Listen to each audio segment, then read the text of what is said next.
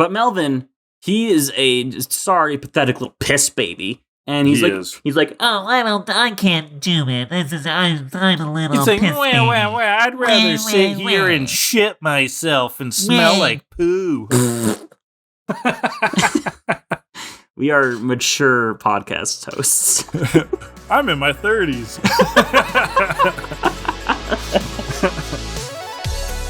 Hello and welcome to Kill a Delibird, the premier Pokemon anime rewatch podcast that is at least premier in our hearts. We like to watch the old Pokemon episodes, talk about them in the context of classic literature, but also just Pokemon nonsense.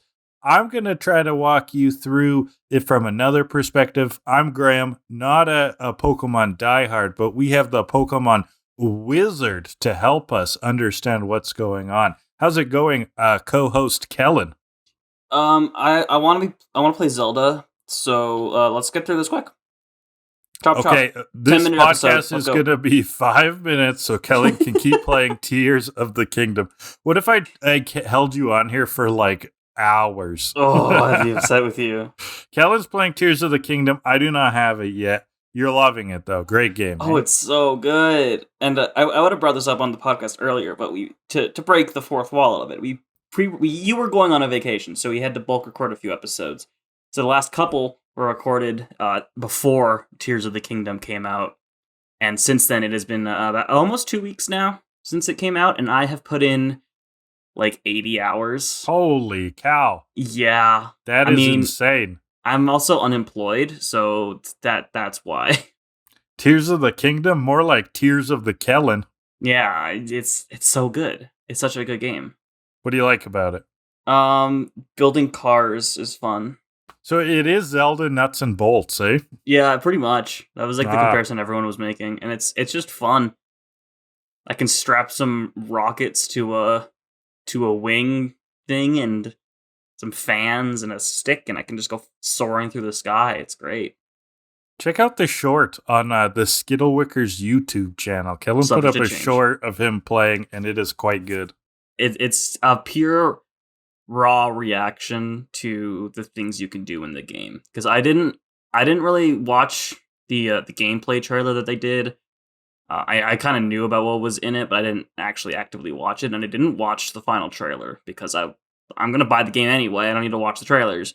And so it's a raw reaction to some of the wild shit you can do, and how Breath of the Wild was a game where, you know, if you thought you could do it, you probably could. And Tears of the Kingdom bumps that up to an 11. Spinal Tap reference. Yeah. It's nice. It's just so good. It's cool. I am excited to play it at some point. It probably will be a while. Also, we're not a Zelda podcast, are we? We could be. I want to play more Zelda. I'm going to keep you on here so long that you weep. That'll be something good to do a podcast about. Then we'll make a podcast about this podcast, all about how I held you here and wept so that you couldn't play Zelda. Yeah, we'll do recaps of the recap podcast. That's what's coming next. If we get through all of the Pokemon episodes, then we listen to our own episodes. in approximately 15 years. Yeah. That's the podcast we know y'all really want to hear. If the world hasn't ended by then. So we're going to take a bit longer to get to actually talking about Pokemon. Anything else to add about Zelda before I move us along?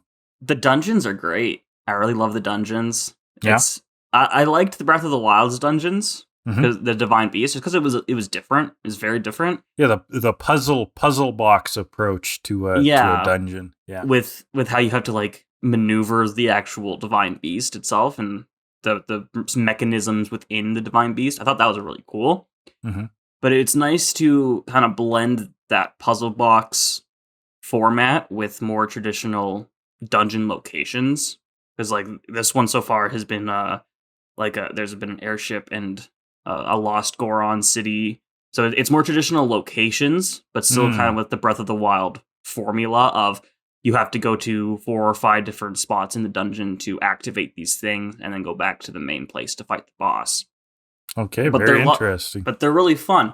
My main thing, especially with Tears of the Kingdom now, is I don't know when I'm supposed to cheese something and just like find the one pixel I can go through the ceiling with instead of like, trying to find the proper way around. I hear that as being an open invitation to mess with as much crap as possible. Mm-hmm. Yeah. But I also like to just kind of figure out the intended way of doing things instead of just climbing my way around the dungeon walls. Instead of just messing with stuff. Yeah, because then I feel smart. I kind of like messing with stuff. Oh yeah, you're right. So there's a classic quote, I believe by Eiji Aonuma, the Zelda creative director or executive producer now, I think maybe. He said, and this is via Tim Rogers, so paraphrasing maybe, but he said the point of a good Zelda puzzle isn't for you to have to be smart to solve it, okay? It's to make the player feel smart. And I think that that's a very important element of design that a lot of games forget. It's not about making something that's actually like tough. It's about making you feel like it's tough in a way that teaches you and you can overcome it. I think that is true about skill-based games too. A really good skill-based game is one that makes you feel skilled. Doesn't really need to actually require skill. It needs to walk you through the motions and make you feel like you're overcoming something significant. Yeah, and I mean, I think there's just some like personal stuff in there too, because like to me, I don't feel smart when I can't find my way up to the next level of dungeon. I'm just like, screw it. I'll strap a rocket to my shield and do it that way. It's like, I want to figure out what the actual solution is there. Right. But, and to each their own, whatever. No, that makes sense. So we got Zelda. That's not Pokemon. The next thing I want to talk about is also not Pokemon. It's our favorite franchise to talk about on this podcast, possibly equivalent to Pokemon, Fast and the Furious. So we all love the Fast and Furious franchise, right? Love it, hate it. It's ridiculous. I've definitely seen any of the movies. Well, I'll walk you through it. It's this ridiculous mess. So in the real world now, they've put out their 10th movie. Jesus. I guess 11 if you count the spin-offs. It started as a fairly grounded sort of car racing drama, but they've exploded. They're basically superhero movies that all center around driving, and there's a huge cast of characters that comes in and out, super ridiculous, over-the-top villains, huge set pieces. It's just a nonsense series. It's also known for kind of silly, weird titles. It hasn't just been the Fast and Furious 2, the Fast and Furious 3. They have weird titles that they mix up. The first one, though, the first Fast and Furious movie, I said it's kind of a grounded racing drama. So it's about, I guess he steals cars. He's a bit of a criminal and street racer. Dominic Toretto. He is befriended by Brian O'Connor, and Brian is actually an undercover cop, but he joins Dom's like street racing group, and they become like best friends. But then, of course, Brian has to like betray him in the end because he's a cop. However, he doesn't turn him in at the end and kind of lets him go. And eventually they sync up again in the series and are on the same team. And it goes crazy places. They're like fighting. Now they like go into space and crap. And like so it goes from that grounded kind of weird drama to that. Okay. Mm-hmm. What fascinates me is Fast and the Furious, the first movie, came out in 2001. 10 years earlier, there is a movie that came out in 1991. There's a movie called Point Break that came out. Have you ever heard of Point Break? It sounds familiar. I've definitely never seen it. It stars Keanu Reeves and Patrick Swayze, okay? And it is about a group of criminals led by Patrick Swayze who are also surfers. They're like a surfer gang. And Keanu Reeves is a cop who's trying to find out who robbed a bank. They get tipped off that it could have been this surfer gang. So he goes undercover as a surfer and befriends the surfers and becomes best friends with the leader of the gangsters, of the surfing gangsters, who's played by Patrick Swayze, and then eventually has to betray him. Does this sound familiar? A little bit. You know what? That sounds like a little movie you've talked about called Fast and the Furious. Exactly. So I am imagining a separate world, a separate universe where the Fast and Furious was not the franchise with that plot that got turned into a billion weird superhero movies. It is instead Point Break, the movie about gangster surfers instead of racing, that gets turned into this giant weird franchise. And I would like to walk you through what the titles would be following the Fast and Furious formula. Okay, a beautiful segue into your weekly bit. I must say. Thank you. So the first movie is of course called Point Break. Okay, and 2.2 break. 2.2 broken. Now, that one would be all where Keanu is off doing his own thing. He quit the Force. This is what I'm imagining. He quits the Force after having to betray his best friend. At the end of Point Break, the first movie, spoilers, Patrick Swayze decides he's going to, he asks him to let him go so that he can ride the last wave. Because what's also happening when he gets caught is there's a perfect storm, and the biggest wave in the history of man is happening right now. So Keanu lets him go, and he allegedly dies doing what he loves, surfing into the biggest wave, right? But you don't see a body. Okay, so that's perfect, right? So 2.22 Broken is going to be all about Keanu quitting the Force, finding a childhood friend who's like a whippersnapper, and they go off and do some surfing nonsense, okay? That leads us to the completely unrelated film Point Break 3, Waikiki Wipeout, like Tokyo Drift, okay? This one has nothing to do with the main characters at all, and it instead is about a surfer bro in Hawaii who sells coconuts. I don't know.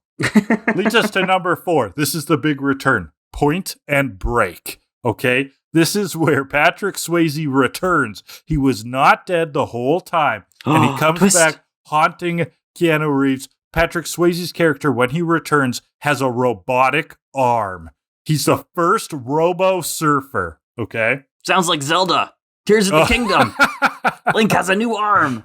Tears of the Surfer. Yeah. Which leads us to Point 5. And this is where things really get good, because this is when The Rock joins as a surfing cop who's an Interpol surfer who's trying to chase them down.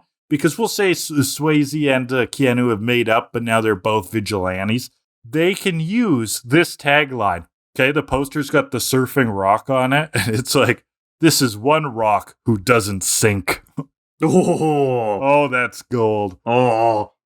Now, Point and Break 6 is where they introduce villains who actually ride sea animals. So the main villain rides a killer whale, okay? And they have to fight him at sea. Break 7 is against the Kraken. The Kraken, okay? The terrible Kraken, and they have to unite all the surfers from the past movies to take it down. They unite with The Rock. The government's on their side. They all team up to fight the Kraken, okay? During that exchange, though, we think Keanu dies. He has been swallowed by the Kraken, okay? Oh, no. Leads us to the 8th movie, The Point of the Broken. That is where Keanu actually returns, but he has lost his memory, okay? And he thinks he is the opposite of a surfer. He thinks he is a skateboarder. And they have to convince him that where he belongs is in the sea, man, and teach him to get off that stupid street board and back onto the waves. The Point of the Broken. I don't think he belongs in the seaman. Aww. The sea, man. Is that what he said? That's gross. Fucking got him. Well, you know what? It lines a little bit phonetically with the 9th movie, which would be called P9. P9. Sounds like penal. I don't know. And also, I kind of lost my chain of plots here. So Keanu gets convinced to go back to the sea in The Point of the Broken. P9 is where they attach rockets to their surfboards and actually have to rocket into space to intercept a North Korean missile. Which that leads again us to sounds like Tears of the Kingdom. Which leads us to the last movie, Point X, which I have not seen Fast X yet. We all know that should have been called Fasten Your Seatbelts, Point 10, Your Break. I don't know. That's my thing. That was weird. Excellent. Well Yeah. done. Claps all around. Thank you. My only gripe is that the 8th Fast and the Furious movie, like, it's called The Fate of the Furious because fate sounds like 8, has the word 8 in it. Where's Yeah. the 8 in your Point Break one? Yeah, I know. Point Break. Where would it even go? I don't know. The point of the break-in? The point of the break 8-in? I don't know. The point of the break date? No, it doesn't work. Is that what you've spent the last 2 weeks working on? No. It would have been better if I did. Also, I want to remind anyone who has seen Point Break that Keanu's name in it is the character he plays in the movie is named Johnny Utah. And if that isn't cool as fuck, I don't know. Johnny Utah. All right, let's. You want to talk some Pokemon? I guess. Yeah, I No, guess I so, actually may as well. I do want to talk Pokemon. I We do want watched to talk the Pokemon. episodes. These are We may fun as well. episodes. We're still in filler territory, but fill me up. These are fun. Yeah, so today we're taking a look at episode 45, Showdown in Dark City, and episode 46, March of the Exeggutor Squad. So let's get into it with Showdown at Dark City. Last we left off the gang, I barely remember. It has been 2 weeks. Snorlax. We talked Yeah, about Snorlax. Snorlax. Yeah, so Yep. that's where we last left the gang, and we joined them this time in the titular Dark City. It's a deserted ghost town. It's that classic Western-looking town, rickety sign. I think a tumbleweed blows by, and they walk in there. It's the middle of the day, and no one's around. Yeah, and so like a kid runs out of his house to go play, but the mom is terrified. She shooes him back inside. They're scared of trainers. Come back in. Could be Pokemon trainers outside. Mm-hmm. This is the Wonder first why time we've that heard would be. talk like this of people scared of Pokemon trainers. Yeah, but then the gang gets some rocks thrown at them by some kids up on the roof of a nearby building, and Pikachu fucking electrocutes them. And the Pikachu children. murders the kids. Yeah. Pikachu is now on trial for murdering children. They're going to give him the electric chair. That was stupid. It actually makes him stronger. Oh! So the gang introduce themselves to the kids, but they give them a whack because they don't want Pokemon trainers in this town. They say if you work with Pokemon, you gotta leave. Don't you love how these kids are themed? One is blue, one is red, and one has an ugly bowl cut. What strong theming. That's representative of the ugly Pokemon sprites in Pokemon Green. Oh, It's wow, red, blue, and ugly. Poetry. Yeah. Good insights. And that also sounds like the name of a Western movie. The red, the green, and the red, the blue, and the ugly. So some older dude comes up to them. He's like, come back to my restaurant. I'll tell you what happened. So they go back. He explains it to them that there are 2 gyms in Dark City. There's the Kaz gym and the Yas gym. Yep. The Yas Cuss and bitch. yas. The Yas bitch Slay gym. I don't know Zoomer humor. I know that's what you're doing. That's Cuss and yas. How do you not know what Yas bitch is? What's that from? I don't know what it's from, but it's just a thing. It's Is that an from Fast exclamation. and Furious 10? I haven't seen it yet, Kellen. It's an exclamation of excitement. I only ever hear it used like ironically though. Oh, It's that funny. sounds lovely. Yas bitch, slay. Yeah, so we got the Yas bitch and the Kaz and the Kazoo gym. And Yeah, they hire trainers as mercenaries, basically. They'll recruit people who are coming in. Because they are in a gang war. A full-out gang An war actual for the gang soul war. of the city. You know, I just finished watching Breaking Bad, which has a lot of, that kind of stuff. Yeah. Like all those shows. And this is a perfect, next step is the gang war from Pokemon. Yeah, couldn't you imagine, like, the Yas gym, like, murdering the son of the Kaz gym leader? And then the Kaz gym does, like, a drive-by. Oh, my God. Oh, meanwhile, this restaurant guy has a meth lab underneath his building, cooking the most pure meth he can.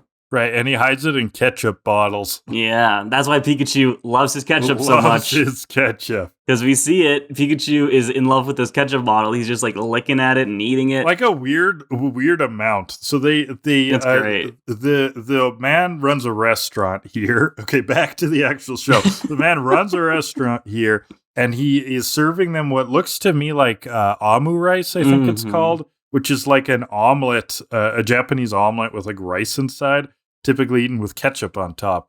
Look up pictures. It's a kind of an aesthetic food, actually. And I think that's what the image is supposed to be. But Pikachu is just loving the ketchup. It's adorable. It is adorable. This is one of those things from the anime that has transcended the anime and is it's an iconic meme of Pikachu and his ketchup bottle, and because it's just adorable and everyone loves it. Yeah, I mean it's fun to watch. I don't know. He's got a ketchup bottle. It's kind of surprising because you're like, oh yeah, they could have ketchup there. I guess. I don't know. I didn't think of that. So these two gyms, the Yaspich and the Kazoo gym, are in a gang war because they think that whoever wins this war will be sanctioned as an official Pokemon League gym. And they both want to become an official gym. And they think by killing the other gym, they will get licensed. I mean, you get rid of your own competition, and yeah, you're the only one left. There you go. Makes sense to me. So we hear that the Kazoo gym has an electabuzz on their side, while the Yaspich Slay gym has a scyther. And honestly, scyther, to me, is one of the most horrifying Pokemon from a standpoint of if Pokemon were real. Because he's got swords for arms. Because those giant fucking arm blades, yeah. Yeah. I know. He goes for a hug and fucking decapitates you. Oh, that's so dark. It's like that Skittles commercial where the old man is turning things into Skittles, but it's like the scyther goes to hug his children. Boom, dead. That's a great commercial. I totally forgot about that. It is a good commercial. I love that. It's so dark. So we do see the Yaz gym and the Kaz gym now. Their uniforms, the Yaz is wearing orange and green, and the Kaz is wearing blue and red. The Yaz have Ys on their chest with a triangle, an upwards triangle, whereas the Kaz gym has a K on their chest with a downward triangle. Their logos are like flips of each other. So the important details here is that there's a person in a trench coat in the restaurant and a mask. We don't know who they are, but there's a mysterious person listening in and drinking coffee, but also dropping the coffee. I don't know. And then when we see the gym people that we were just describing, it's because a massive street fight is going on outside. Yeah, they're not having a real Pokemon battle. They're brutally fighting. It's the Pokemon equivalent of a cockfight, I would say, probably. Yeah, it's gangs of Gangs of New York energy. Yeah. There's a movie, or better yet, Anchorman. You know, there's a giant news channel brawl in Anchorman. Very similar energy. And so Team Rocket have shown up to the restaurant now. They're trying to order food for the Kaz gym as their bodyguards. They're in this kind of ninja attire, but they have Kaz symbols on themselves. Yeah, they seem to be bodyguards, is what they say. But they can't get any food because apparently the Kaz gym have not paid their bill in 2 years. Which begs the question, how fucking long has this gang war been going on? I do think it has the energy of a feud where they don't remember what started. It's a generational feud, yeah. It's a generational feud, yeah. And so the restaurant owner guy is freaking out about things. He says he doesn't want any trouble. And this is a great bit. Trouble makes Jesse and James fly into their motto bit. Yeah. They hear it. They're like, "Oh my god, trouble? Did you just say trouble? Like prepare for trouble." You're talking to the wrong customers if you don't want trouble. Trouble. And I think at one point they go, "Oh my gosh, we can't resist." Yeah. They're like addicted to doing their Team Rocket chant. Yeah. They're not addicted. They can stop anytime they want. But not today. We'll start tomorrow. Reveals themselves doing the chant. They are still in their Kaz outfits right here, but they take their face masks off. And yeah, again, Jesse's hair is never a giveaway to the gang. No, that is the biggest fucking giveaway in the entire show. Yeah, like, right. It's a giant scythe of red hair. So yeah, they send up their Arbok and Weezing who attack the owner. Like they don't even bother with like a Pokemon battle. They're just like, kill this guy. No, they're like, kill him. Take his food. Fuck him up. We'll eat him. And the gang jumps into action. Ash sends Pikachu. Misty sends Starmie, and then Brock sends out Vulpix. They're like, Vulpix? What? Yeah, who fire sacks them.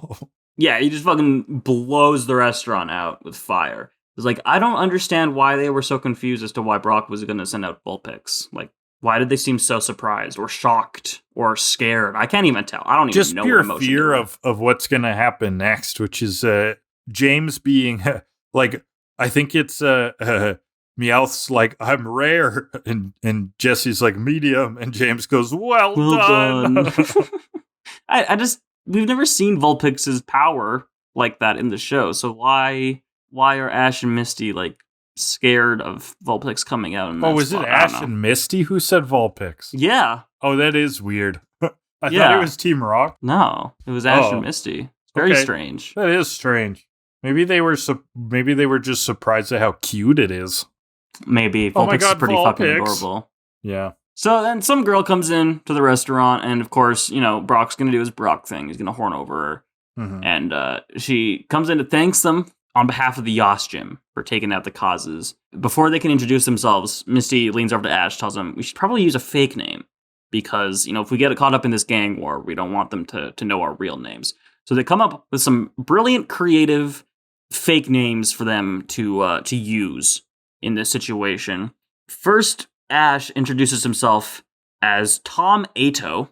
Yeah, he almost calls himself Ketchup and then goes, wait, Tomato. And then Misty introduces herself as Anchovy. Oh, good old Anne.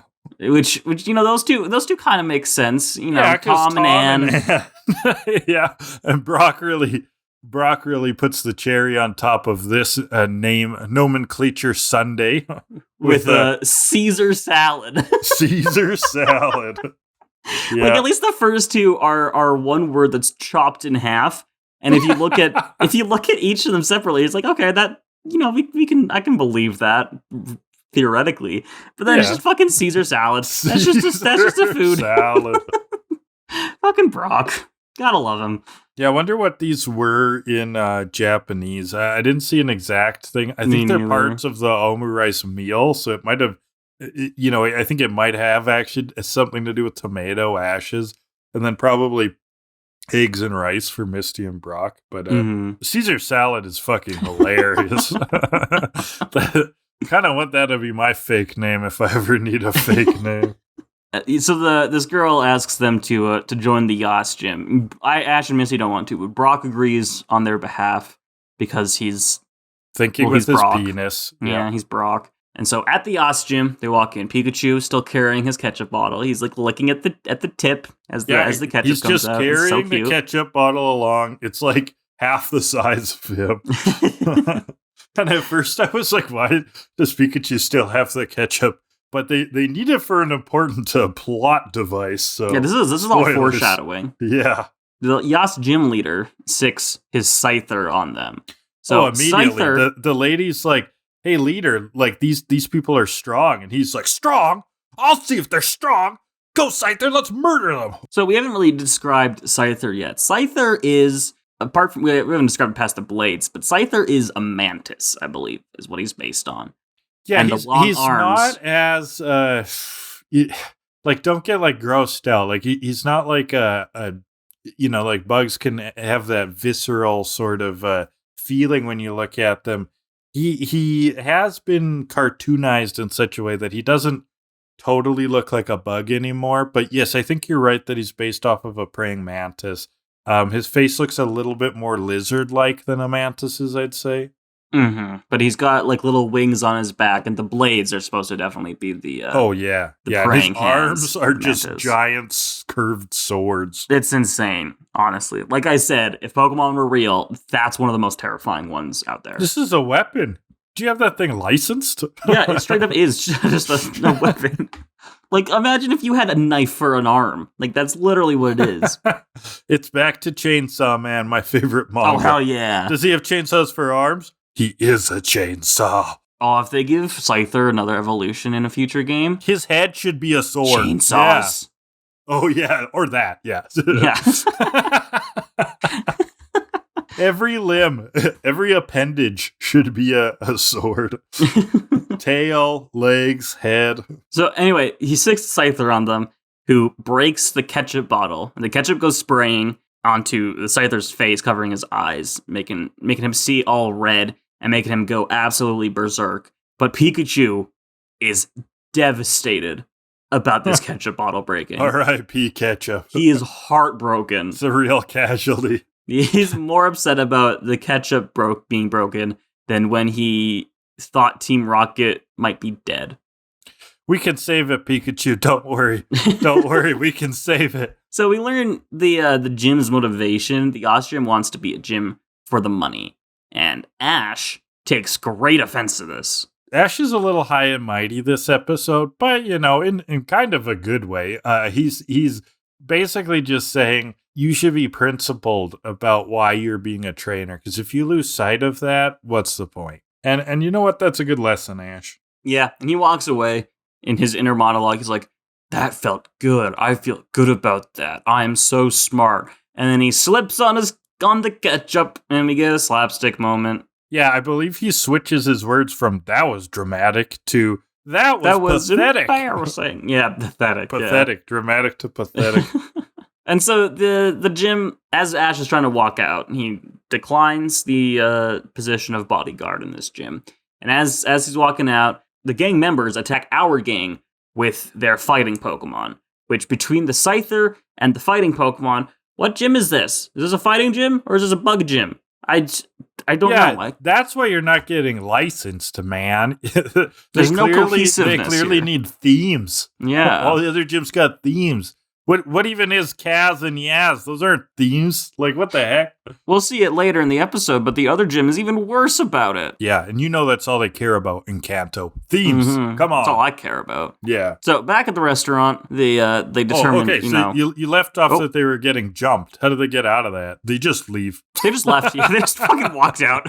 It's like, I'm like, oh no, how are they going to get out of this? They just grab Ash and leave. It's you got your classic dust cloud moment. You got your Looney Tunes brawl and they just get out of it. So cool. Back at the restaurant, they determine, this gang war needs to end. They're going to be the ones to put the stop to it because nothing ever happens in this world with the adults. It's always the children that have to take action. Yeah. And so the little kids are helping heal Ash's wounds.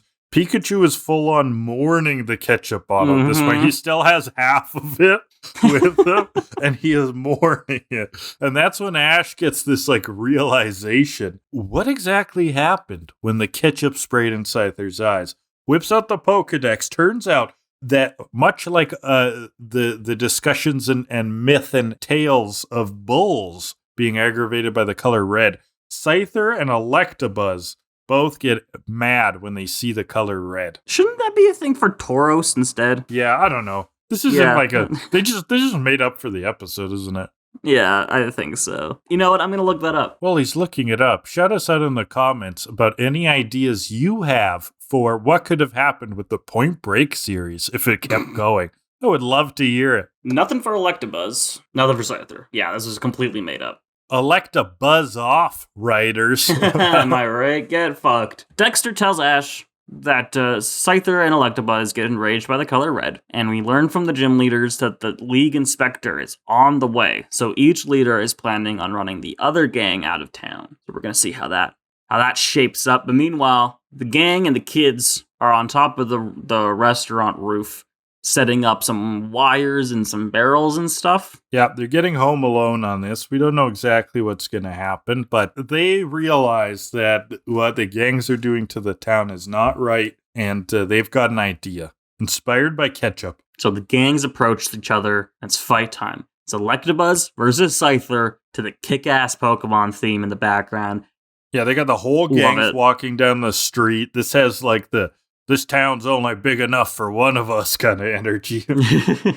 So the fighting types go after the Electabuzz. He thunder punches them away. Heck yeah. And we see the other side. Can I bring up for a second how Electabuzz sounds? Yeah. Scyther says Scyther.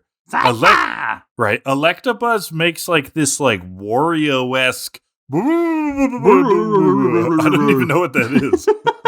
Why? What was that? I mean, it's awesome. Don't get me wrong. It's awesome, but he's just I'm going to tell you this now, because by the time we get to it in the anime, you're going to totally forget it. Oh, of course. But one of the Gen 7 Pokemon, Guzzlord, in the anime, it's Guzzlord? Yeah, it's wild. That's quite the name. its cry in the anime is literally just a dude screaming. It's great. Really? Yeah. Really? It just, love that. That's it. That's the whole thing. Ah! Yeah. Oh, man. How fun would it be if we got to redub Pokemon episodes God, that'd be great. and could do it just as poorly as we want? So, like, we give Pikachu a really, like, low voice, like, Pika! Pikachu! Pikachu! Pika! Oh, that would be a blast. So the other gym is going after the Scyther now instead, with their extra Pokemon, which include a Rhydon, a Golem, a Raticate, and a Kingler. Talk about lack of cohesion. There is no fucking theme here whatsoever. Maybe their theme is hodgepodge. Yeah, it's just whatever the fuck we grabbed out of the box. Yeah. Whatever was in the clearance bin at the Walmart. Kaz is the random generator gym. It's a randomizer Nuzlocke run. So meanwhile, from the roof, the gang pushes the barrels off of the roof, covering in an incredible mark of precision. The ketchup covers the two gym leaders and Team Rocket and nothing else. I kind of thought this was red paint this time, but you're right. It could be ketchup still. I assumed it was ketchup. I don't know why I thought that. Well, a little later, red paint comes into play, but I assumed it's ketchup because A, restaurant, B, ketchup we've seen. C, it's in barrels, so I don't know. Barrels of ketchup. Maybe they get their ketchup in barrels there. From the old wholesale foods club. Yeah. Grabbing those ketchup barrels. So, seeing the two leaders covered in ketchup in the red, Electabuzz and Scyther get fucking pissed and go after their own trainers. Ash, again, high and mighty, physically high and mighty, gives them a moral lecture from the roof. You got no right to call yourself trainers. But they've learned their lesson, they say, and so Ash has Bulbasaur take a bucket of red paint and douse both of the Pokemon in the red paint. And they have a standoff. Scyther and Electabuzz have a classic Western standoff. Oh yeah, this is that beautiful, zooms in on their eyes, like you hear an eagle cry in the background. There's a beautiful, some Spanish trumpets and Spanish guitar going off, and then they just, poof, run into each other. They just launch at each other, smack into each other, and knock each other out. It's great. Just thunk. And so the leaders join together in a moment of solidarity to destroy these meddling kids. Yeah, you think they might have learned their lesson. And because often these episodes do have people learn lessons on a dime, and that's kind of coming. But yeah, they're like, oh man, we're going to murder you. They're so violent. Yeah, it takes a few tries this time, so they send their goons off on the gang, but Ash's Pikachu used Thunder, the most powerful electric move, and bolts them into oblivion using all of the wires and the thunder rods they set up earlier. Yeah, that was the other Home Alone trap they had, was these lightning rods. Causing a mass murder, and the gang gets sent to jail. That's the show. The gang leaders were murdered. The surviving members have been sent to jail and are being tried over the next week. But the leaders, after getting shocked into goddamn oblivion, are still pissed about this, and they're just gonna smack the gang with some sticks. They got some big sticks, they're gonna whack the shit out of them. But that trench coat person from the beginning of the episode comes back. Who is it? It's the inspector of the Pokemon League. Oh my gosh. It was the inspector all along. But then the inspector, here's another twist. The inspector sends out a Chansey. Turns out the inspector for the Pokemon League is Nurse Joy. Okay, so is this a single Nurse Joy who has taken, like a different role or something like that? Or are Pokemon Center nurses also gym inspectors? They all have to go through a training accreditation course to verify gyms. Or is this just one Joy who has like a lot of side gigs? I'm going to say this is a side gig Joy. This is your dad of the Nurse Joys. He also runs like a sound company. A lot of different careers along with his career. He's done a lot of shit over the years, and it's Honestly, I couldn't do it. It's a lot of stuff. I don't know when he had time to just like sit ever. Well, this is the Kellan's dad of Nurse Joyce who shows up. She says no one who starts street fights like this is gonna run a gym. Yeah.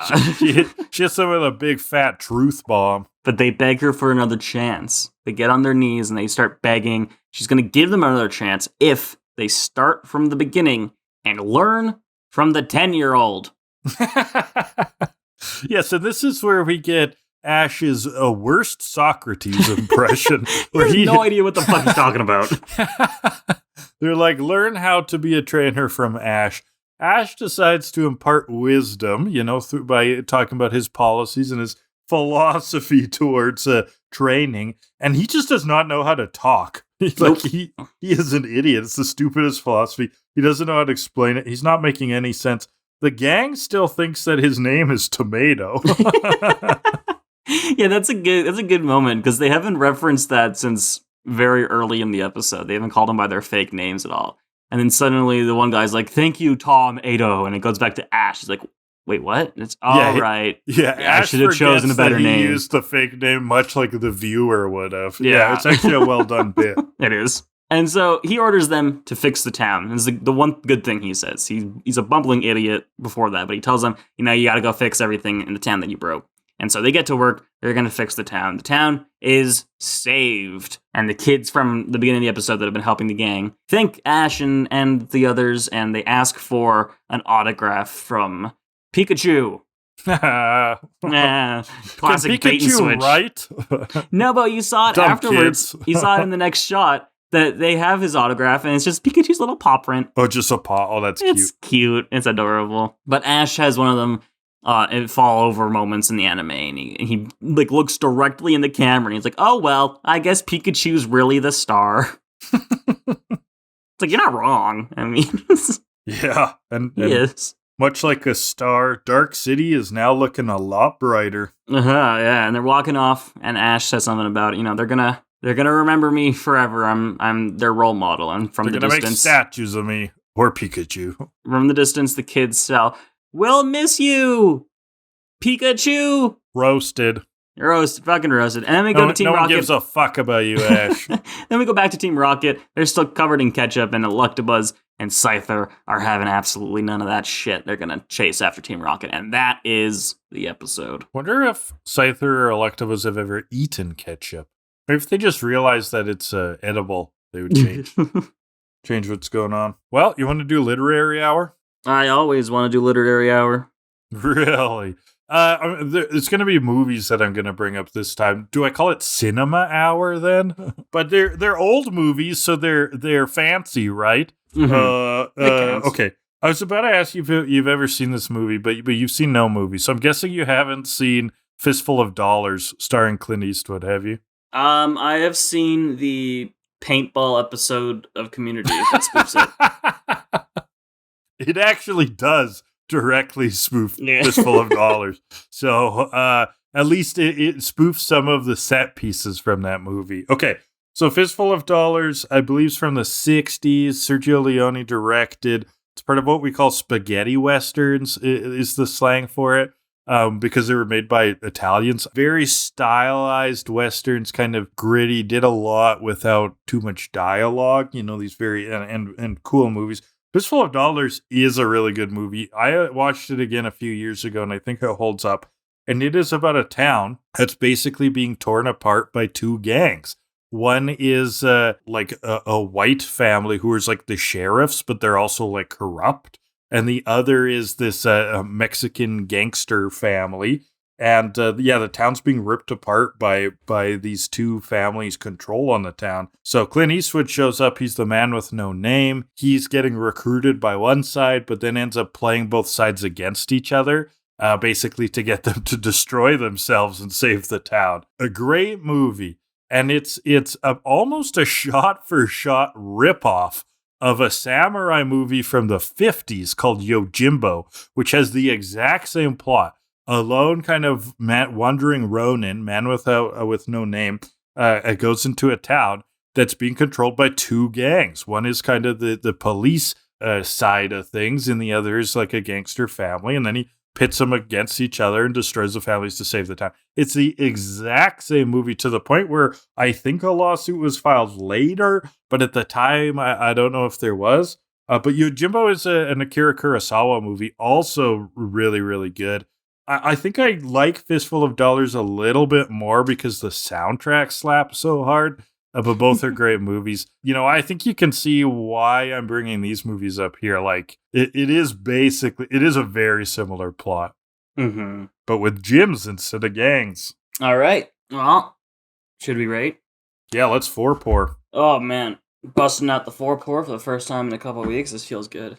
And you film majors should watch Fistful of Dollars at some point. It's awesome. What a movie. That's kind of like my claim here. My claim to fame. I'm the film major. So film major has never seen a movie. All. Yeah. That's true. All right, you got that ping pong pitcher? Let's do it. For new people, for new listeners, this is the plastic ping pong pitcher of objective writings. Instead of rating this episodes just based on subjectivity, we make it objective by randomly sampling the categories. Kellan is going to pull 2 categories at random, and that is what we will rate the episode based on. Do we have a first category, Kellan? Our first category will be... I almost dropped the whole thing. Oh, God. Don't drop the balls. It is precariously perched on my leg. Okay. Ping pong pitcher precariously perched. Whoa!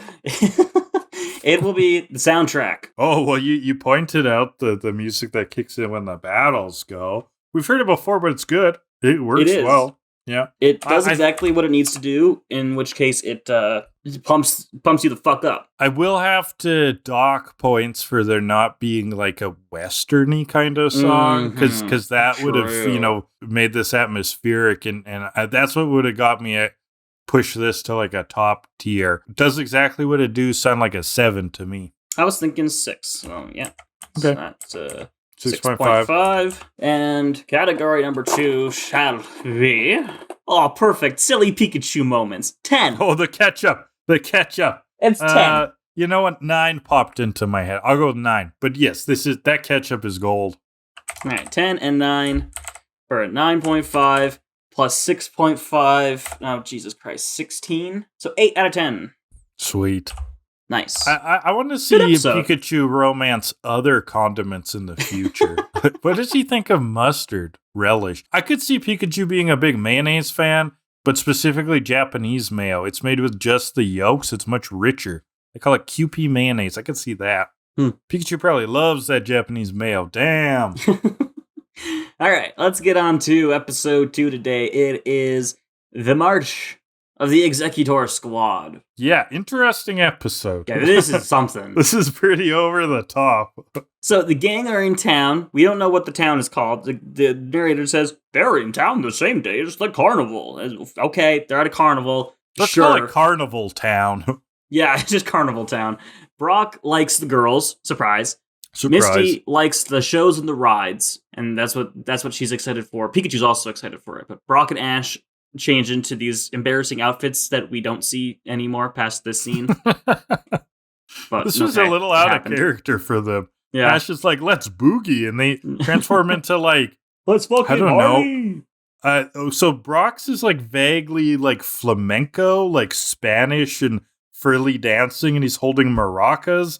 But Ash's is like, he reminds me of the suits from Dumb and Dumber. Like, I don't know if you've seen that. They wear these like bright blue and bright orange suits. The one that's bright orange is exactly what Ash is wearing. I guess he saw Dumb and Dumber recently and just went for it. So Misty and Pikachu are going on the rides. They're on one of those big swings that spin you around in the big circle. Mm-hmm. I've never been on one of those. And they are on a carousel.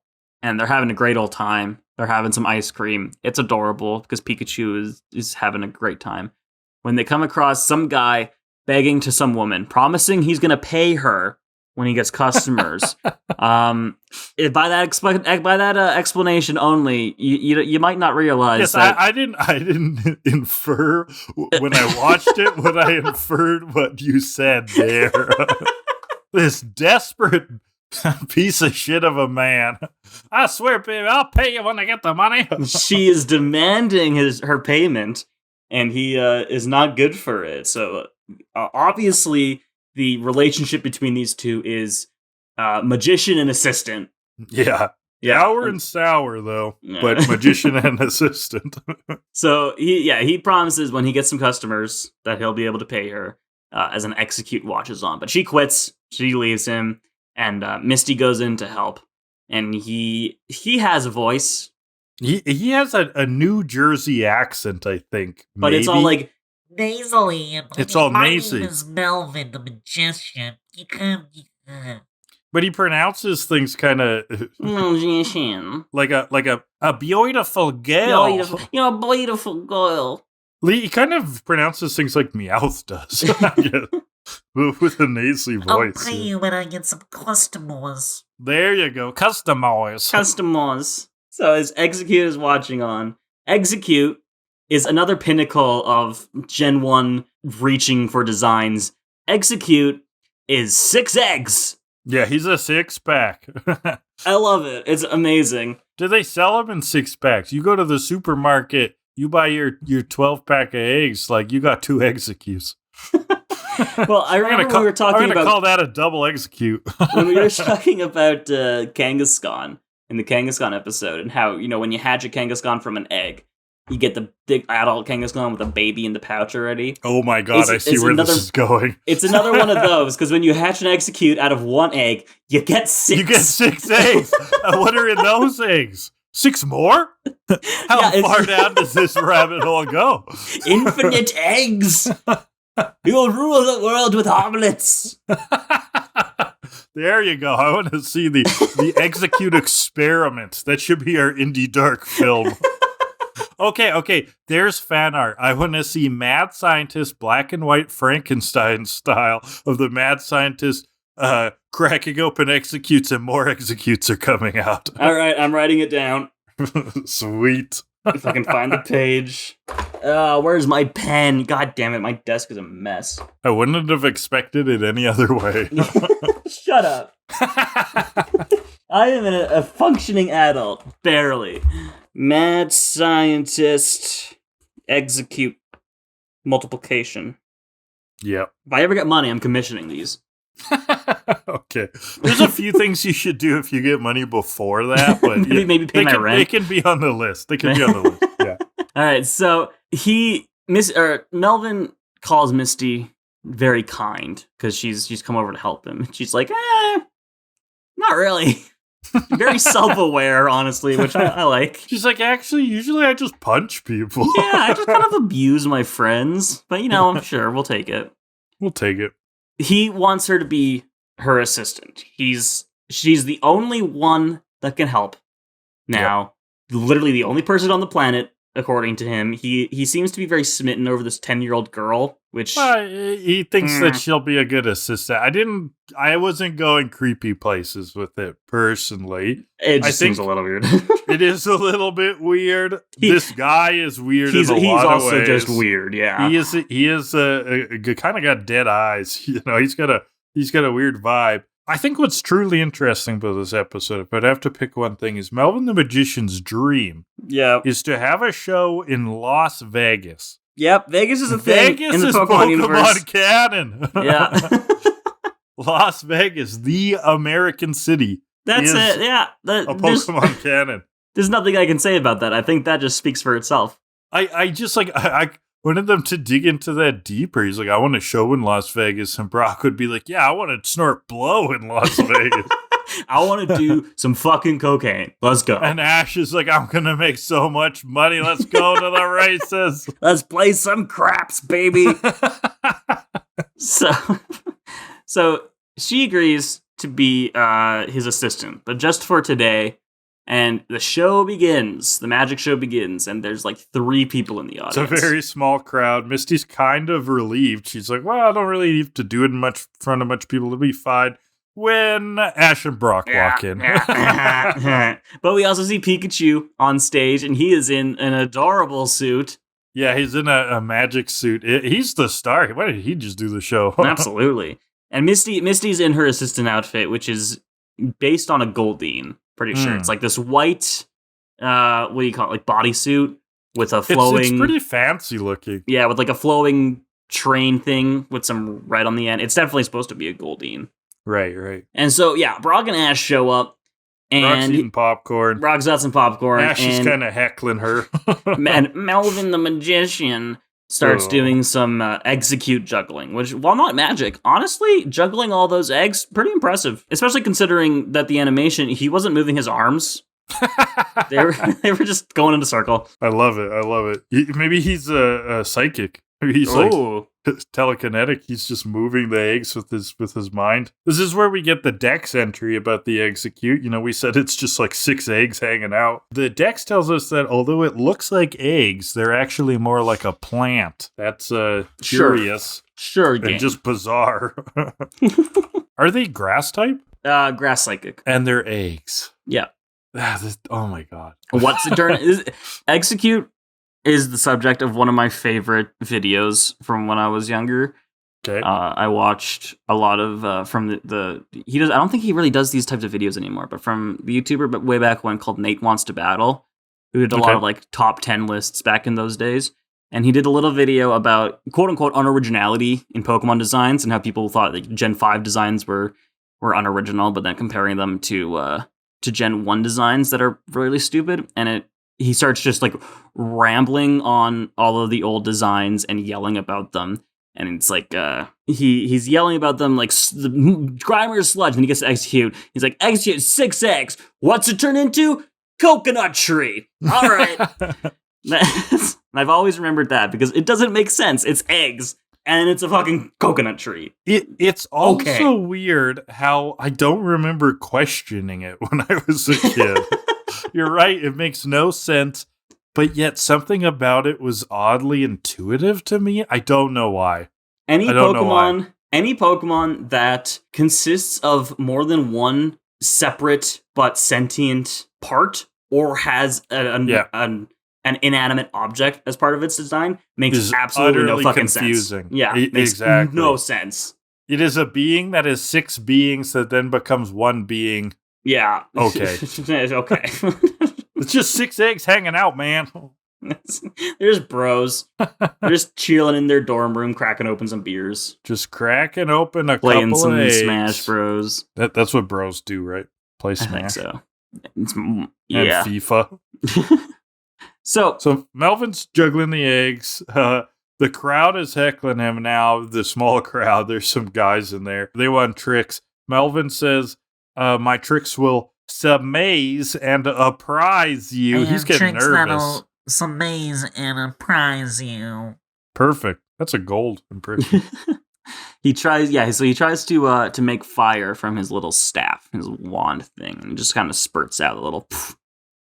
And he tries again, and he's able to suddenly create these giant pillars of fire, which set off the fire sprinklers. We don't really know how, but he says that this trick's never worked before. Yeah. And this time it works too well. It sets off the sprinklers. And everyone gets upset because now their clothes are wet. There's suddenly a cowboy in the crowd who's like, I want my money back. Yeah, and so they start throwing shit at him. Yeah. But he says, the best part is just about to start. And then he gets knocked out. You're playing Melvin in our live action rendition. Okay.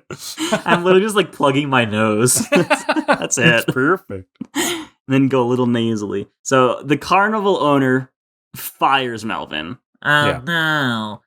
And Ash sympathizes with this. And Misty says it's because Ash also has no idea what the fuck he's doing. Yeah, it's because he doesn't know what he's doing. You can relate to that, Ash. Got him. And so Ash yells at Melvin. He's telling him that, if your show isn't good, you gotta make it good. Yes. And I mean, that's how it works. Advice. Yeah.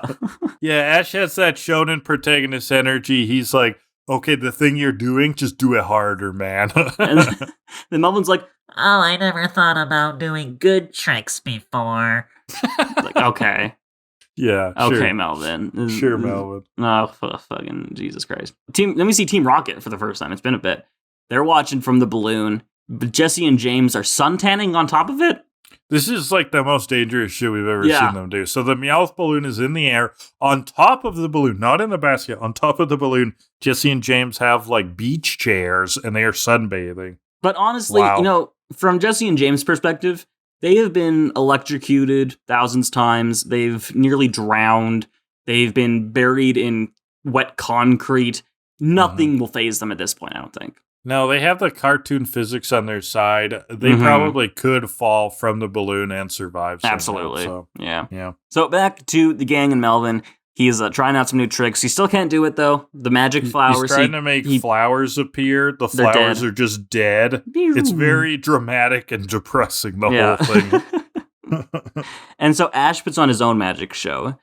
He's dressed as a Swami, which I don't. Has this aged poorly? I don't even know. I'm not going to go into that because I honestly don't know what this is about. I will say that he looks like he's dressed up as Aladdin. There's no like skin coloring here, so I don't think it's poor choice. But I'm not the one to comment. So viewer beware, make your own judgment. We'll bypass that. Research. He is dressed like Aladdin, and he's got a box of. He's got this magic box, right? He says that he's going to make fire appear, water appear out of this box. Yeah, and so he does. And then we go look inside the box, and we get the secret behind the trick. He's got his starters crammed in the little box, shooting out their fire Squirtle, and their water in the box. Yeah, and it's kind of working for a bit.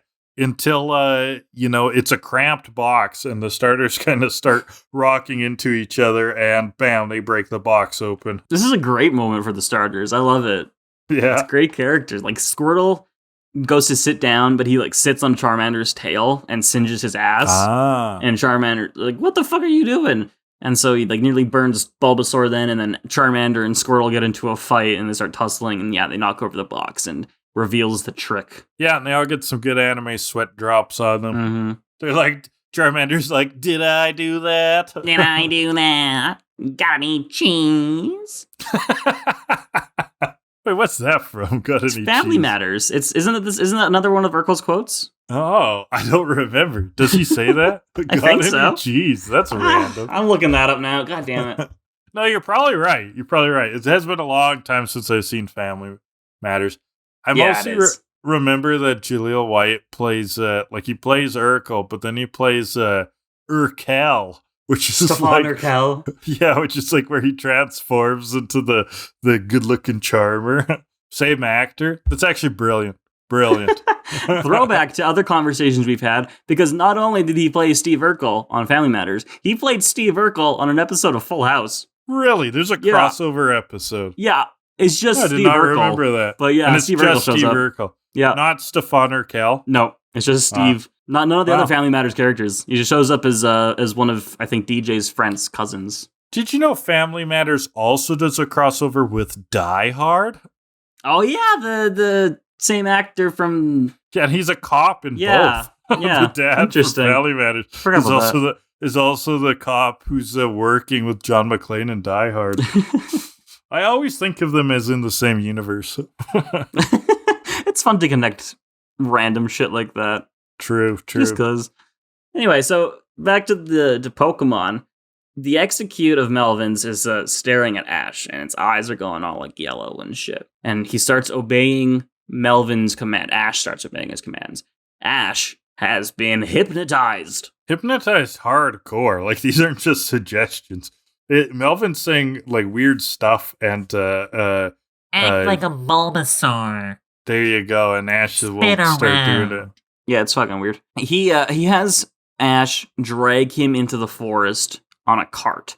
Yeah, into what Melvin they call leaf actually is forest. a super sketchy guy. He gets Ash. He's abusing Ash here. He gets him to take. He's pulling Melvin on a cart into the leaf forest. Okay. And so Melvin has Ash Pokedex this squad of Exeggutor they come across. Now, Exeggutor is the evolved form of Exeggcute. Like I said before, it's a coconut tree. It's a walking coconut tree. It's a walking coconut tree. And the heads are That's it. Coconuts, and it's multi-headed or something. Yeah, it's got, I think the Exeggutors in this episode technically have 5 heads because the design wasn't like fully set, but Exeggutor has 3 heads now. Okay. Yeah, so there's a bunch of these Exeggutor. On the way in, we saw a sign that was like, danger, with like execute into Exeggutor. I think some Japanese stuff from that got cut in translation because there's some stuff that explains some stuff later in terms of execute with that. But for the dub, we get some shit that doesn't make any sense in a bit. But we'll get there. He wants Ash to battle the Exeggutor, the group of them, and weaken them, and he's going to catch all of them. And he does. He catches a shitload of Exeggutor. The montage. So Ash brings out his starters, and they're beating up these Exeggutors fairly easily, actually. Like, just whipping their butts. And Melvin just starts chucking Pokeballs, and he catches all these Exeggutors. There's like 30 of them, or like more. I don't know. There's a lot of them. Yeah, there's a ton. And so his plan is that he's going to take the Exeggutor back. He's going to use the hypnosis to make everybody want to come to his magic show. Fucked up, Melvin. Oh yeah, he is questionable. His goals are things that does he really want the goal, or does he just want the cloud of it? You know, this is he's not really chasing the essence of what he should be aspiring to be. He wants the Vegas show. He doesn't want to work for it. Yeah. Well said. Jesse and James show up then in fancy magician and assistant's outfits. And we did the thing again from the one episode where they start at their feet and we see that one of them's in a suit and one of them's in a dress. I thought they were doing the bait and switch again where James was going to be in the dress, but it wasn't this time. Jesse was in the dress. Well, and that last time, I remember thinking that they looked great in their costumes. They look great in these costumes, too. These magician's outfits. Jesse's in like a red dress, and James is in, I guess, like a navy blue magician's outfit. Melvin says they look more like magicians than I do, and I got to agree. They look good. They are owning these outfits. So they take them off and turn into Team Rocket outfits almost immediately. Okay, that was a waste, but but then they start doing a disappearing act as they're doing their motto, and Melvin is just so fucking here for it. He's like, "This is great. This is a great show. Well done, you guys." He's like, "This is what magic is. Yeah. This is awesome." Yeah, Meowth. So they're on the box, and Meowth puts the curtain over them. He goes, "Alakazam, Calabazoo." And then they're back up in the balloon, and they jump down. It's Team Rocket, whoop-de-doo. So their plan is take the Exeggutor to catch every Pokemon in the world. I don't know, I missed this. I didn't feel like rewinding. Yeah, they're going to take his Exeggutor. Yeah. They're like, well, they have hypnosis power, so we get to hypnotize Pokemon, and then the Pokemon will come with us. That works, right? Yeah? Okay, good. Melvin's original Execute comes along to defend him. James says he's going to kick the cholesterol out of him. Yeah, so the Execute is still in egg form. The Exeggutors are the coconut boys. But, you know, James has this reputation of abusing Pokemon and causing them to evolve. And that is what happens next. Yeah, Execute suddenly evolves into Exeggutor. And this is what I'm talking about when I talk about shit that doesn't make sense in this forest. Because, first off, Execute does not evolve via experience. It evolves via Leaf Stone, right? So there's no Leaf Stone around here. It doesn't evolve via James's verbal roasting. But from what I think I read, in the Japanese original, the sign on the entrance to the forest hints that Execute in this forest will evolve into Exeggutor without the need of a Leaf Stone. There's just something about the energy in this forest that will cause him to evolve. And that is nowhere near as hinted at in the dub. It's just a sign that shows, danger, Execute, arrow, Exeggutor, and that's fucking it. Not how that works in the game, but whatever. Yeah. It's an Exeggutor now. Whoop-de-fucking-do. Right, and we've got a whole shit ton of Exeggutors on the case here. Yeah, and so there's something about hypnosis. They all, like, hypnotize each other and get really confused, and the squad of Exeggutors go charging off with Team Rocket, because Team Rocket is also hypnotized. A stampede. Everybody's hypnotized, except for Melvin and Ash. And Ash is getting knocked out of it, I guess, but he's kind of on the ground. Melvin has this gloriously unself-aware phrase, "I don't get the respect I think I deserve." I don't get the respect I think I deserve. Oh, Melvin. Wow. So yeah, Brock and Misty come across Melvin and Ash. They've caught up. Yeah, they have Pikachu shock Ash awake, and the Exeggutor have rampaged already through the carnival and destroyed the whole town. Yeah, they've destroyed the carnival. It's already done. And then the best part of the episode, the carnival owner reveals that he has planted a time bomb in the field to blow up the Exeggutor when they come by. Drastic measures. Yeah, very, very. Planted a time bomb. He's timed it exactly. So we're led to believe that the Exeggutor have rampaged through the village. They're on the other side, but that they have hit a wall and are turning around. They're gonna do they a will Yui. keep They do a Yui. They're rampaging the exact same direction they came from, so they will come back and destroy the town even more. The circus owner has planted this time bomb and timed it exactly to be there when they are about to enter the town. Ash is like, well, that's fucking weird. I'm going to try to stop them. So they go after the herd. And as usual, he uses all the starters, no Pidgeotto. My boy Pidgeotto is getting the short end of the stick all the time. Yeah, why is that? Is that just because the starters would have been like more iconic, more yeah. popular? Yeah. Probably, it's probably a thing of like marketing. And it's cool seeing all the starters work together. It is. That is great. Yeah. But from a realism story perspective, if he's using 3 of his Pokemon, why not throw Pidgeotto out there too? Yeah, and from a strategy point of view, That too. Grass is weak against flying, right? Yeah, and Squirtle's weak against grass, so... Yeah, so replace the Squirtle with Pidgeotto and go. And Bulbasaur's grass moves are resisted by grass too. It just doesn't make any fucking sense, but whatever. Yeah. It's Pokemon anime for you. So Water Gun does nothing. They kind of just shrug it off. Yeah, he thinks it'll wake them up, but it's like, It they does like not. the water, and it's like, yeah, they're plants. And then he has Bulbasaur use Razor Leaf, which doesn't change anything. It just gives them a new fresh dew. It gives them haircuts. Misty Great. screams, don't prune them, stop them. I like this bit. They're still rampaging, but they look great. They look fantastic. They look fabulous. And so Flamethrower from Charmander finally wakes them up because, oh my god, grass is weak to fire. Ash Who would've just does expected not that? realize that Pokemon is a giant rock, paper, scissors game. So Charmander, though, doesn't have enough in him to get all of them. He's out of energy. He can't do it. He's a small The boy. old fire sack is running out of Mhm. gas. And so Misty tells Melvin that he should use his fire magic trick from earlier This is in the way episode. back to the beginning. He somehow could cast fire. We don't know how he's doing it, but I mean, a magician never reveals his trick, so it's Mhm. okay. It's okay. But Melvin, he is a sorry, pathetic little piss baby. And he's He is. like, Oh, I can't do it. I'm a little He's like, pissed. well, I'd rather Wah, sit wah, here wah. and shit myself and smell Meh. like poo. we are mature podcast hosts. I'm in my 30s. So, So, so he Misty thinks he points can't do out it. that Charmander's working so hard. Like, you can too. You're a grown man. And so Melvin and Charmander team up into the ultimate team attack. And they go for it. The big fire engulfs the whole Exeggutor Squad, wakes them all up, and they go back into the forest, except for Melvin's original Exeggutor. And the time bomb blows up in the distance. Nothing gets hurt. Luckily, they were- harming no one. Yeah. They were like, yeah, thank God no one got harmed. I was really expecting a shot of like Team Rocket sitting in a pit or something. yeah, I Having was gotten expecting blown them up. to get blown up. And then What happens to Charmander, Team Rocket? Do they wake up with this too? I assume so because I guess in the so. It never last sequence, says it, in the yeah. last sequence, they're awake. It seems. Mm-hmm. And then Charmander starts glowing. We have an actual major Yeah, event this happening. is the big. This is the plot point, I guess. Like the thing that actually has impact on other episodes. Yeah, like the Showdown of Dark City had literally nothing. This one actually does have some continuity with future I episodes think because Showdown in Charmander. Dark City was the stronger episode, though. Other than this. I think this one was better. to Oh me. yeah.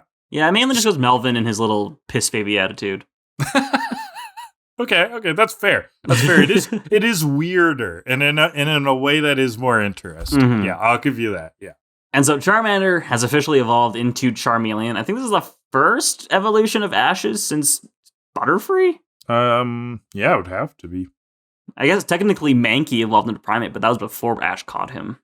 Yep. And then It gave him was. away 2 So it episodes doesn't later. count. Yeah. Yeah. Ash congratulates Charmeleon, but he singes his ear with fire, and that's a little foreshadowing as to Charmeleon's attitude in coming episodes, as we will see. There's this thing that they did in lots of 80s and 90s cartoons. They do all the time in Pokemon. where something happens that is not something a person would laugh at, and everybody laughs. So, like, Charmeleon almost burns Ash's face off, and everyone just starts laughing. They're like, "Oh, Charmeleon, ha ha ha!" And they all laughing. It's and they all really jump weird. in the air, and we get a freeze frame, and then the credits roll. High five. Yeah, exactly. It's And then we see Team Rocket still getting dragged along by the Exeggutor Squad, and that is the episode. That means I have to talk. Okay. Bro. Are you familiar with Niccolo Machiavelli's seminal work, The Prince? Take a wild fucking guess. You would have heard about it in school, though. Machiavelli? No. Machiavellianism? Oh, I know the name, yeah. Okay, That's yeah. it. Well, that's it. So, what do you associate Machiavelli with? Like, have you ever heard that used as a phrase? Like, but this I person's couldn't- being Machiavellian? I couldn't define it for you. Okay, so it basically means if they're following the principle, the ends justify the means. As in, what I'm trying to achieve, it doesn't matter how I get there. That's sort of that attitude. That so the Prince was written as an instruction guide. I believe like Machiavelli would have been an early political scientist, I guess you would call him in kind of today's language, who wrote this book called The Prince, which was sort of like a guidebook for royalty, like how the ruler of a state should rule to be an effective ruler, I guess. And that's the main thing that sort of gets extracted from it and taught in school and passed down is this idea of Machiavellianism, which is ends justify the means. In today's sort of moral discourse, I'd say Machiavellian is usually used negatively as this is like not a desirable way to be. I think that Melvin is Machiavellian in this episode. Absolutely. We talked about how he has put his dream into this mindset where he's like, he doesn't want to do the hard work. He doesn't want to actually do a good magic show. He just thinks that the glory or the goal of having the good magic show is the reward. I think that Melvin, if he ever got there through those nefarious means, he would realize that would be empty. And to be a great magician has nothing to do with the end and has everything to do with the show you're putting together, the tricks, how you're engaging with your audience, you're bringing joy to people through your craft. He has completely forgot that, and he does some very sketchy things to try to get his show here. His whole idea of hypnotizing audiences, inherently Machiavellian. What he does to Ash is Machiavellian. He's really put kind of morals aside. Morals as assessing the individual steps he takes to get there, to get his grand old show in Vegas. Vegas. Yeah, that makes a lot of sense. Sweet. I agree. He agrees. It's been a while since you fought me on my literary stuff, eh? I just let you go these days. You just kind of let me go. You used to be like, you gotta work harder, you piece of shit. Well, that's before you were like, oh, I couldn't find a comparison to a piece of literature, and I was like, that's your job. But now you're pulling some comparison every time. That was the Onyx episode, right? Yeah. So I should go back in time and be like, well, I'm going to talk about Freud because Onyx looks like a penis. And Freud was obsessed with penises. For me, as long as you name As long as I say something. I'm going to go back to that. The Brock episode where he's revealed. The comparison is to the works of Sigmund Freud because he talks about obsession with penises and the phallic objects, just like Onyx. You could honestly just make up an old book and plot and compare it to something, and I wouldn't call you on it. I wouldn't look it up. That'd be fucking hilarious. Throw one in the next 20 episodes when I don't see it coming. We'll see if I can pick it out. Are you familiar with the seminal novel Pizza in Paris by Egmont Shigeru Rathu? I am not, unfortunately, no. Well, it's all about how if you get pizza from Paris, what are you doing? Get baguettes. That's what's good there. So it's all about going to places and having the wrong expectations. Thank you. Okay, that's not a real book, right? No, Pizza in Paris by Edmund Shigeru is not a real book. When you started explaining the plot, it actually kind of sounded real. I was like, I'd read that. Okay. I could do it. I just did it. Okay, I'm telling you, sometime from the next 5 to 20 episodes, throw one in and see if I can pick it out. Yeah, hopefully I'll forgotten by then. I'll probably forget too. Shout me out in the comments if you want me to write Pizza in Paris. You should. Make it a short story. That'd be great. A short story. What the hell am I doing? I should have got the baguette. We'll make it a one-act play. Yeah, exactly. All right. Let's rate and get out of here so I can play more Zelda. All right. Category 1 will be the Pokemon variety. So it's there's a whole lot of Exeggcutors. It's a poor variety episode, I think. I mean, the starters are there too, but I don't really count the Ash's Pokemon because we see them a lot. Not at this point. I don't think we would count them. We would count them maybe earlier on, like as we're meeting them and stuff, but not here. They add like a point to me, so that it knocks this one from like a 3 to a 4. It's low though. Are there even other Pokemon like at the beginning or anything? Yeah, maybe. There are like in the opening shots. I think I remember seeing a Dodrio. I think. Yeah, but it's nothing featured. Yeah, so I'm going low. I'm gonna go like a 2. Okay. There's so many Exeggcutors. So many. And category number 2 will be horny Brock moments. Were there any? He just at the beginning when he's like, and I'm here for the carnival ladies. Oh, I like the ladies. I like the girls.